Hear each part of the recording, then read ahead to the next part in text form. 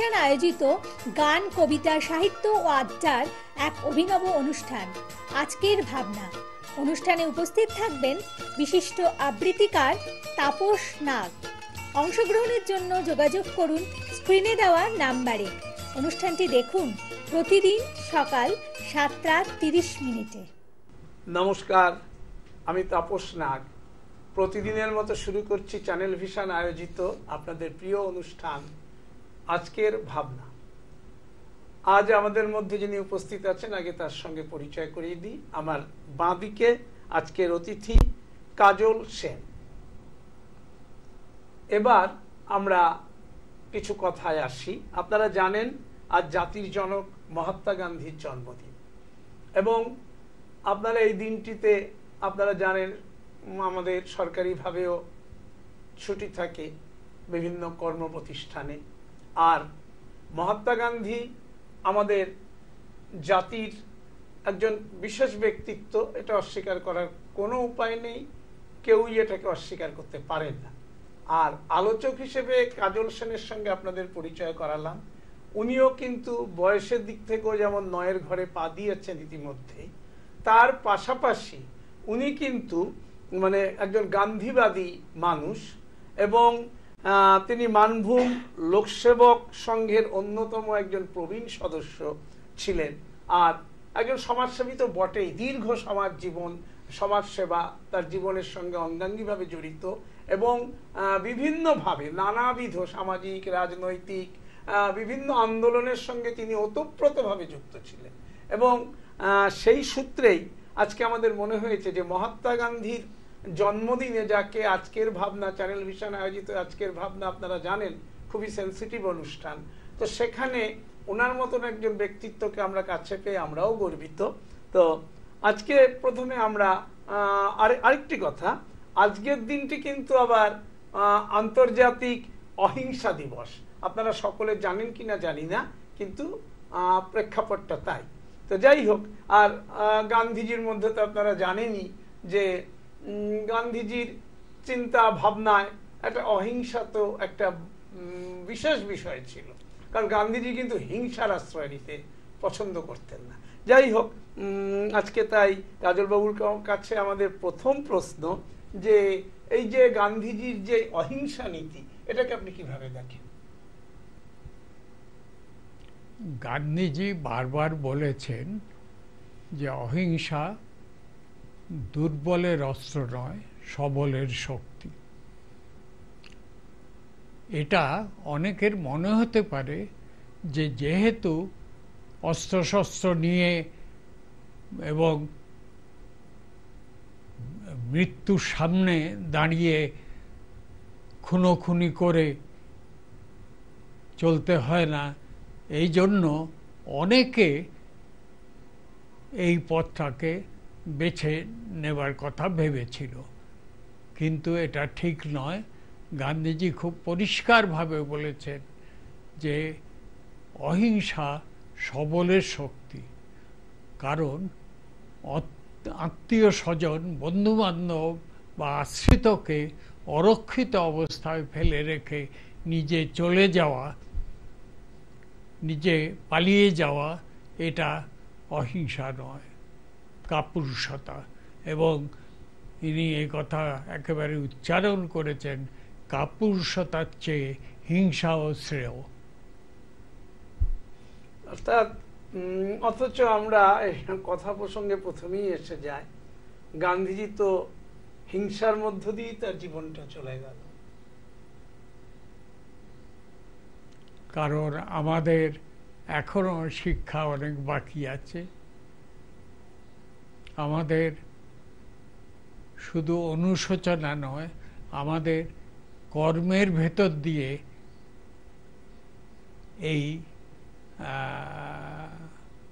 এই শোককে অধিকারে পরিণত করতে হবে। তবেই আমরা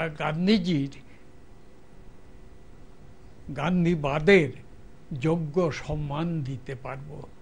আমরা যদি সেইভাবে নিজের কাজ দেখাতে পারি, ফলিত গান্ধীবাদ তাহলেই আমরা গান্ধীজির নামকে সার্থকভাবে উচ্চারণ করবার ভরসা পাব।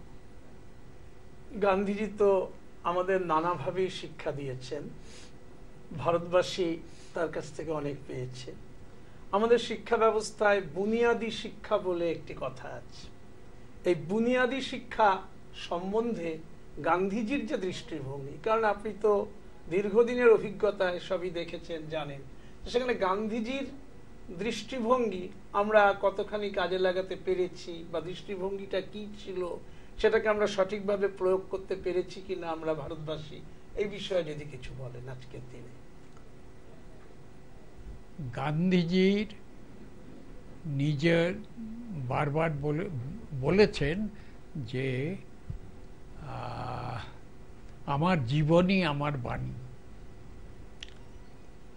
গান্ধীজির 18 দফা কর্মসূচির মধ্যে তার সমস্ত কর্মোদ্যম প্রতিফলিত। এর সবগুলো হয়তো তার জীবনে উনি প্রয়োগ করে দেখাতে পারেননি পুরোপুরি, কিন্তু এর পেছনে যে তার অনলস প্রয়াস, চেষ্টা এবং সৎ গান্ধীবাদী, একনিষ্ঠ গান্ধীবাদীদের যে এই চেষ্টা চলেছে, আংশিকভাবে হলেও সফল হয়েছে কোথাও কোথাও, কিন্তু সর্বত্র এটার প্রতিফলন দেখা যায়নি। কারণ আপনাদের বলি, আমরা একটা গান্ধীবাদী প্রতিষ্ঠানের সঙ্গে যুক্ত। 18 দফার মধ্যে বুনিয়াদী শিক্ষা একটা প্রধান স্থান অধিকার করে রয়েছে। আমি দুজন মার্ক্সবাদী বা অন্য মতের লোকের নাম করছি যাদের সঙ্গে আমার প্রত্যক্ষ হয়েছে। একজন আমাদের মন্ত্রী অসীম দাশগুপ্তর মা মৃণালিনী দাশগুপ্ত, উনি বেলতলা বেসিক ট্রেনিং স্কুলের প্রিন্সিপাল ছিলেন দীর্ঘদিন। তিনি আমার সঙ্গে অন্য সূত্রে আলাপ হলেও তিনি আমাদের প্রতিষ্ঠানে গেছিলেন, বুনিয়াদী প্রতিষ্ঠানে, এবং উদ্বোধন করতে গিয়ে, কোনো একটা শাখার উদ্বোধন করতে গিয়ে বলেছিলেন, দেখো কাজল, আমি গান্ধীজির অনেক কথাই মানি না, অনেক মতে একমত নই, কিন্তু এই বুনিয়াদী শিক্ষাটাকে আমি শ্রেষ্ঠ বলে মনে করি এবং শিক্ষাবিদ হিসেবে সকলের অনুকরণীয় এবং পালনীয় বলে মনে করি, যার জন্য আমি সারা জীবন এই নিয়ে লেগে আছি। দ্বিতীয় জন হচ্ছেন সাধন গুপ্ত, ধর্মাবাদ কলিয়ারির ম্যানেজারকে খুন করার অভিযোগে যার ফাঁসির হুকুম হয়েছিল 9 জনের, তার সঙ্গে হাজারিবাগ জেলে আমাদের দেখা। ইনি খুব আমাদের ভালোবাসতেন এবং পরামর্শ দিতেন। উনি বলেছিলেন যে দেখো, গান্ধীজির অনেক কিছু মানি না, কিন্তু দুটো দিক আমি সবসময় প্রশংসা করে যাই, আজীবন প্রশংসা করে যাব। তা হচ্ছে, এক হচ্ছে যে তখন ভারতবর্ষের রাজনীতি দুটো স্রোতে, দুটো ধারায় বয়ে চলেছিল, এক অহিংসা এবং এক হিংসাত্মক বিপ্লবী দল।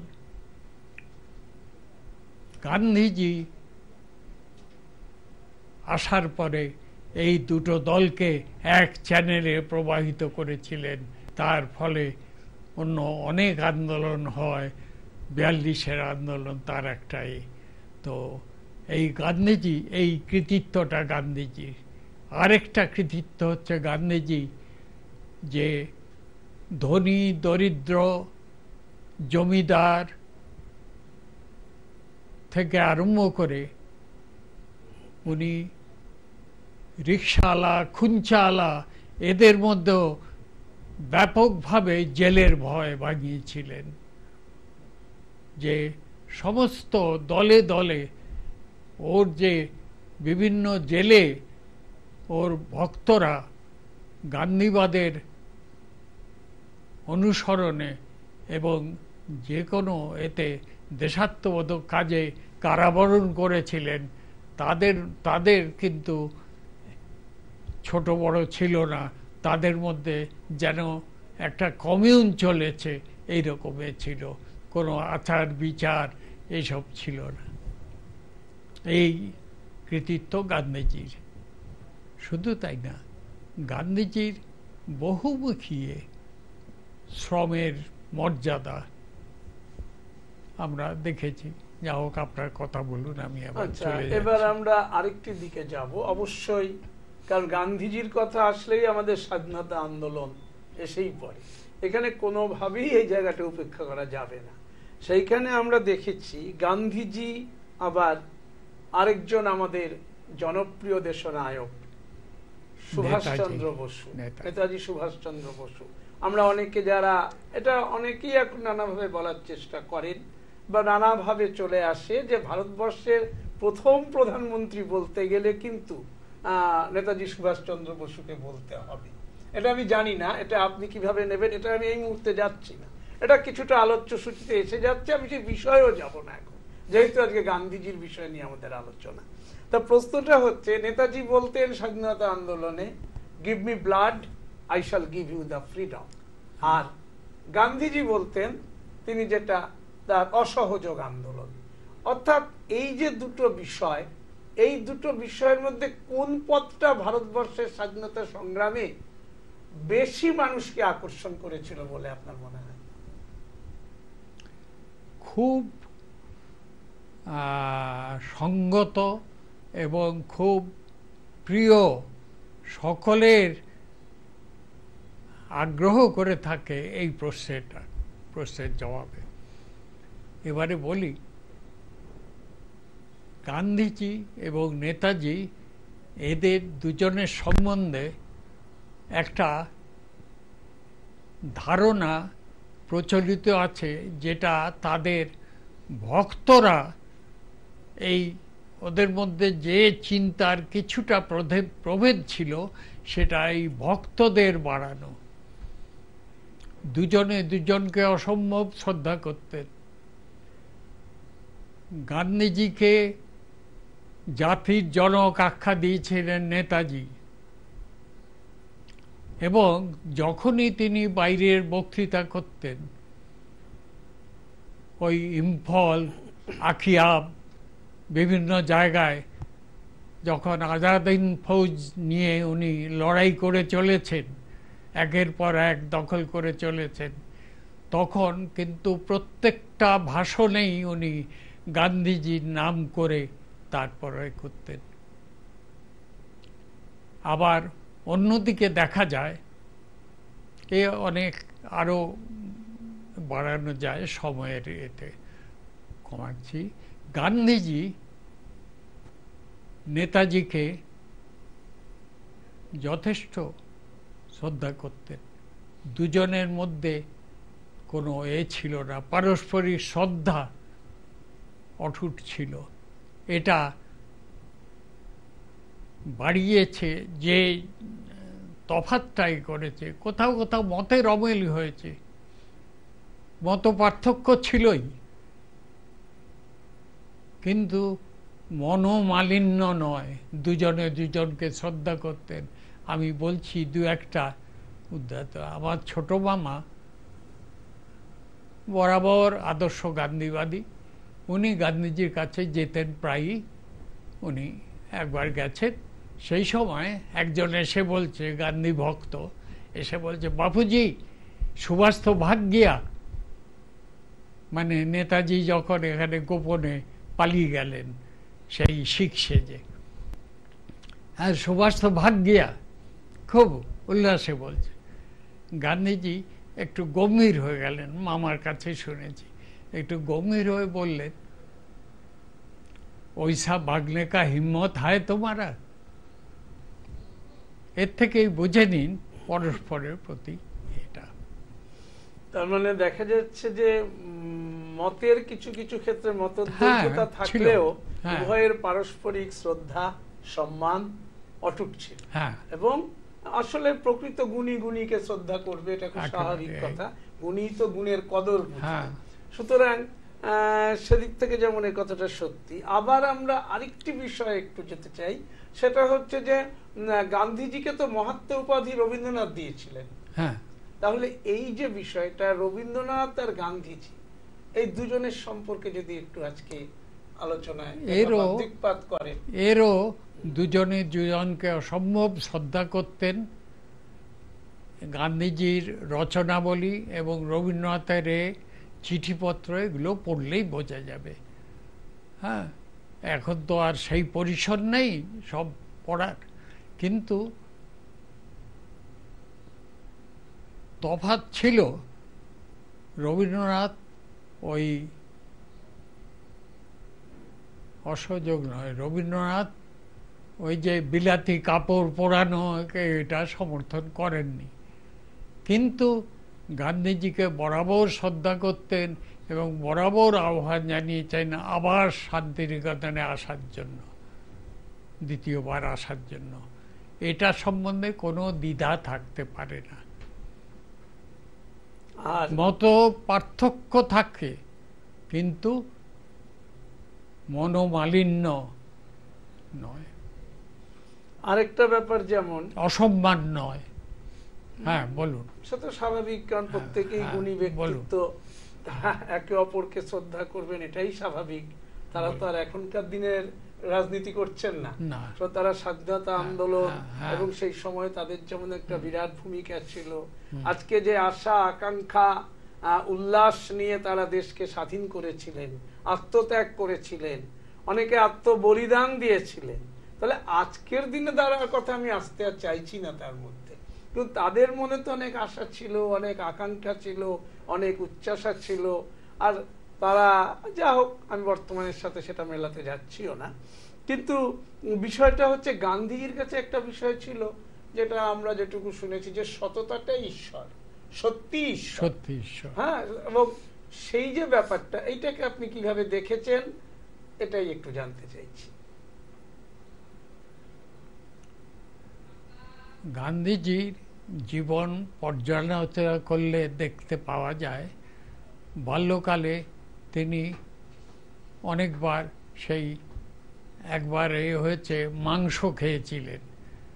ওদের বংশে নিষিদ্ধ মাংস খাওয়া, কিন্তু এবং সেই ধারটা শোধ করেছিলেন নিজের সোনার ওই মাদুলি থেকে করে, খানিকটা সোনা করে। মানুষের জীবনে স্খলন থাকে, অধঃপতন থাকে, ভুল থাকে, কিন্তু সেটা স্বীকার করবার যার সাহস আছে সেই মানুষ। গান্ধীজি এটা অকপটে স্বীকার করে গেছেন এবং মিথ্যাচরণ উনি করতেন না, কোনোদিন করেননি জীবনে। তার সঙ্গে মতভেদ হয়েছে, তার দলের লোকেরা, তার ভক্তরা তাকে অনেক রকমভাবে গান্ধীবাদকে বাদ দিয়েছেন। এর ভুরি ভুরি আমাদের কাছে আছে, কিন্তু গান্ধীজি কখনো সততা থেকে কাউকে সরে যেতে বলেননি, নিজেও সরেন। তবে একটা কথা এই মুহূর্তে আমার মনে পড়লো, যেটা আমরা একটু আগের আলোচনায় হয়তো কথাটা তুলতে পারিনি, যেটা আমার মনে হলো যে আমরা রবীন্দ্রনাথকে দেখেছি, রবীন্দ্রনাথ গান্ধীজি প্রসঙ্গটা যে একটু আগে এসেছিলাম, তাতে দেখা গেছে রবীন্দ্রনাথ যেমন তার কবিতায় লিখেছিলেন, এসো হে আর্য, এসো অনার্য হিন্দু মুসলমান, এসো এসো আজ তুমি ইংরাজ, এসো এসো খ্রিস্টান, মার অভিষেকে এসো এসো তরা, মঙ্গল ঘট হয়নি যে ভরা, সবার পরশে পবিত্র করা তীর্থ নীরে, আজি ভারতের মহামানবের সাগর তীরে। আবার আমরা যখন গান্ধীজির দিকে তাকাই, গান্ধীজিকেও বলতে শুনেছি, ওই সেই গানের মধ্য দিয়ে আমরা পেয়েছি, ওই রঘুপতি রাঘব রাজা রাম, পতিত পাবন সীতা রাম, ঈশ্বর আল্লাহ দে দে নাম, সবকো সন্মতি দে ভগবান। এই জায়গাটা তো একটা মিল ছিল নিশ্চয়, অসম্ভব। অর্থাৎ মানবতাবাদের প্রতিকৃত আমরা যেমন রবীন্দ্রনাথকে বলতে পারি, তখন গান্ধীজিকে তো তার থেকে দূরে ঠেলতে পারি না। গান্ধীজিকে তো তার থেকে দূরে ঠেলতে পারি না না, অবশ্যই গান্ধীজিও মানবতাবাদের একটা উজ্জ্বল প্রতীক ছিলেন। আরো একটা ইনস্ট্যান্স আপনাকে দিই।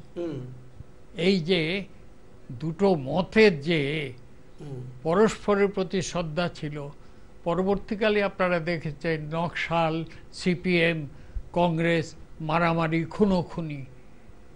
তখনও মতের পার্থক্য ছিল, কিন্তু এই জিনিস ছিল না। আপনারা জানেন না, একটা প্রশ্ন এই প্রসঙ্গে যখন আপনি নকশাল, সিপিএম, কংগ্রেস তুললেন, আমাদের একটা শোনা যায় গান্ধীজি কি কংগ্রেস ভেঙে দিতে চেয়েছিলেন? এটা সম্বন্ধে আমার খুব নিকট অভিজ্ঞ লোকের কাছ থেকে শোনা, আমি আপনাকে বলছি। তার আগে আগের ঘটনাটা বলে নিই। আচ্ছা, বলেন। হিজলি জেল থেকে ফাঁসির আসামি নলিনী করগুপ্ত এবং আরেকজন জেল ভেঙে পালিয়ে এসেছিলেন। তাদের এসকর্ট করে এনেছিলেন পুরুলিয়ার আমার দাদামশাই, পুরো গান্ধীবাদী নিবারণ চন্দ্র দাশগুপ্ত, যাকে পুরুলিয়ার গান্ধী বলা হয়। তার ছেলে বিভূতিভূষণ দাশগুপ্ত, যিনি যুক্তফ্রন্টের মন্ত্রী ছিলেন 1967 এবং 1969 সালে। এরা উনি এবং আরএসপির একজন বীররাঘব আচারিয়া, এরা দুজন গিয়ে গোপনে গাড়ি নিয়ে ওদের এসকর্ট করে নিয়ে এসেছিলেন এবং শিল্পাশ্রমে রেখেছিলেন, আমাদের আশ্রমে। বন্ধুরা কেউ কেউ প্রশ্ন করেছিলেন জানতে পেয়ে, নিবারণ বাবু তুমি তো গান্ধীবাদী, তুমি কেন এদের বিপ্লবীদের শেল্টার দাও? প্রশ্নের উত্তরটা পেয়ে যাবেন। উনি বলেছিলেন, কারণ একমাত্র কারণ এরা দেশকে, আমাদের দেশকে আমার চেয়ে এক বিন্দু কম ভালোবাসে না। এই ছিল তাদের চেতনা। আশা করি আপনারা ওই উত্তরটা পেয়েছেন। এবারে আরেকটা কি বলেন, যেটা বলেছিলেন যে প্রশ্নটা করা হয়েছিল গান্ধীজি কি কংগ্রেস ভেঙে দিতে চেয়েছিলেন বলে যে কথাটা শোনা যায়, এটা কতখানি সঙ্গত? আরেকটু আগে চলে যাই। যে স্বাধীনতা 1947 সালের 15ই আগস্ট আমরা পেয়েছিলেন, কিছু কিছু ভুল ধারণা আছে, অনেকে জানেন না। গান্ধীজিও এর স্পন্সর ছিলেন, ছিলেন ইত্যাদি। এটা কিন্তু গান্ধীজির পুরোপুরি মত ছিল না। গান্ধীজির ভক্তরা এটা করেছিলেন। ভক্তরা যখন বিপথে চলে গেলেন, আপনারা জানেন না, হয়তো কেউ কেউ জানেন যে 1947 সালের 15ই আগস্ট গান্ধীজি অনশন করেছিলেন সেদিন, এবং গান্ধীজিকে কোনো স্বাধীনতা অনুষ্ঠানে অংশগ্রহণ করতে দেখা যায়নি। যখন এই আলোচনা হয় মাউন্ট ব্যাটেনের সঙ্গে, তখন গান্ধীজি নোয়াখালীতে দাঙ্গা বন্ধ করতে যাচ্ছিলেন। তার সঙ্গে অশোকা গুপ্তা ছিলেন এবং আরও অনেক দলবল ছিলেন। আচ্ছা, যেটা পরবর্তীকালে গান্ধীজি দেখলেন তার প্রিয় শিষ্যেরা বিলাসের দিকে চলে যাচ্ছে, স্বজন পোষণের দিকে চলে যাচ্ছে। আমরা তো ভুক্তভোগী ভাষা আন্দোলন করতে গিয়ে এ নিয়ে আর কথা বাড়াচ্ছি না, কিন্তু তার যে প্রিয় ভক্তরা তারা যখন বিপথে চলে যাচ্ছে, তখন গান্ধীজি তার প্রিয় শিষ্যদের ডেকে বলেছিলেন, ডিসব্যান্ড কংগ্রেস এবং গ্রামে গ্রামে লোকসেবক সংঘ তৈরি করো, করে জনগণের মধ্যে প্রকৃত স্বরাজ, আমরা স্বাধীনতা পেয়েছি কিন্তু স্বরাজ পাইনি, তোমরা গ্রাম স্বরাজের দিকে অগ্রসর হও। এই নিয়ে নিজেরা কংগ্রেস ব্রেক করে গ্রামে গ্রামে গিয়ে এক একটা ইউনিট করে বসো লোকসেবক সংঘ। এটা অনেকে জানে না, সেইটা জানার দরকার। আর আপনি তো মানভূম লোকসেবক সংঘের একজন অন্যতম প্রবীণ সদস্য, এবং সে এই বিষয়ে তো সুতরাং আপনার বিষয়গুলো আরো ভালোভাবেই জানা আছে। এবং এর পরবর্তী প্রতিক্রিয়া কি হয়েছিল যখন গান্ধীজি এই কথাগুলো বললেন, এইভাবে এগিয়ে যাও বা এইভাবে চলো, তার প্রতিক্রিয়া যেটা আমরা বলি যে প্রত্যেক ক্রিয়ারই তো একটা প্রতিক্রিয়া আছে। খুব ভাবনার কথা বললেন যে আমি এই সেদিন প্রেস ক্লাবে বলেছিলাম, যখন মোদী সরকার সমস্ত গান্ধীবাদী প্রতিষ্ঠানগুলোকে দখল করে নিচ্ছে, সবরমতী আশ্রম দখল করেছে, বেনারসে অত বড় প্রতিষ্ঠান সর্বদয়ের, যেটা বিনোবা ভাবে এবং জয়প্রকাশ নারায়ণ যাদের উদ্যোক্তা, তার প্রেসিডেন্ট ছিলেন এই এতে চন্দন পাল, এই বর্তমান প্রেসিডেন্ট। তাদের 200-300 পুলিশ নিয়ে গিয়ে তারা অবস্থান করছিলেন, তাদের অ্যারেস্ট করে নিয়ে এসেছিলেন। তাদের যেদিন চন্দন পাল জামিন পান, সেই দিনই আমরা প্রেস ক্লাবে আমরা একটা কনফারেন্স ডাকি এর বিরুদ্ধে প্রতিবাদ করবার জন্য। মহারাষ্ট্রে এই নিয়ে প্রচুর আন্দোলন হচ্ছে, আশা করছি এখানেও হবে, কারণ বিনা দোষে তাদের সমস্ত কাগজপত্র রয়েছে, তা সত্ত্বেও তাদের প্রতিষ্ঠানটাকে দখল করে নিয়ে পুলিশ পাঠিয়ে দখল করে মোদী সরকার একটা অত্যন্ত অন্যায় কাজ করলেন, একটা খুব অধম একটা দৃষ্টান্ত স্থাপন করলেন। আরেকটা বিষয় আমাদের মনে অবশ্যই প্রশ্ন জাগে, নাথুরাম গডসে, নাথুরাম গডসে, যিনি গান্ধীজিকে হত্যা করেছিলেন, আজকাল মানে আমরা যেটা দেখতে পাই কাগজে কলমে পত্রিকায়, যে নাথুরাম গডসেকেও কিন্তু অনেকে সমর্থন করছে, নাথুরাম গডসেকেও অনেকে সমর্থন করছে, শুধু তাই না, যিনি জাতির জনকের হত্যাকারী তাকেও সমর্থন করছেন। এই বিষয়গুলো তো আমরা এতটা বলতে পারবো না, সে বিষয়টা নিয়ে আপনি কিভাবে দেখছেন? খুব ভালো করেই বলতে পারবেন, কেন পারবেন না? যারা যে দল বা যে ব্যক্তি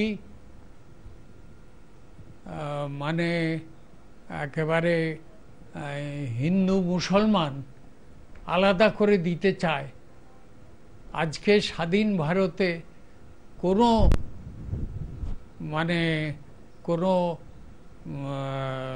মানে উচ্চমনা মুক্তিবাদী যুক্তিবাদী লোক কখনো কি এ করতে পারে, এটা সমর্থন করতে পারে? যাক, বুঝতে পারছি আপনারা যারা বোঝার তারা এই কথা থেকেই কাজল বাবুর মতামত পেয়ে গেছেন। আমরা আজকে এই সকাল থেকে কাজল বাবুকে পেয়ে খুব গর্বিত, এবং আমাদের চ্যানেল ভিশন আয়োজিত আজকের ভাবনা, এই যে অনুষ্ঠান, এর যে অনুষ্ঠানের সার্থকতাগুলো এখানে। আর শেষ করব একটি কথা বলে তারপরে আমি পরের কথায় আসছি, যে ঈশ্বর আল্লাহ দে নাম সবকো সন্মতি দে ভগবান। সেই সঙ্গে কাজল সেনকে সঙ্গে নিয়ে আমি তাপস নাগ আজকের মতো আপনাদের কাছ থেকে বিদায় নেব। যাবার আগে প্রতিদিন যা বলে যাই, আগামীকাল ঠিক সকাল 7:30 আবার দেখতে ভুলবেন না চ্যানেল ভিশন আয়োজিত আপনাদের এই প্রিয় অনুষ্ঠান আজকের ভাবনা। নমস্কার। চ্যানেল ভিশন আয়োজিত গান, কবিতা, সাহিত্য ও আড্ডার এক অভিনব অনুষ্ঠান আজকের ভাবনা। অনুষ্ঠানে উপস্থিত থাকবেন বিশিষ্ট আবৃত্তিকার তাপস নাগ।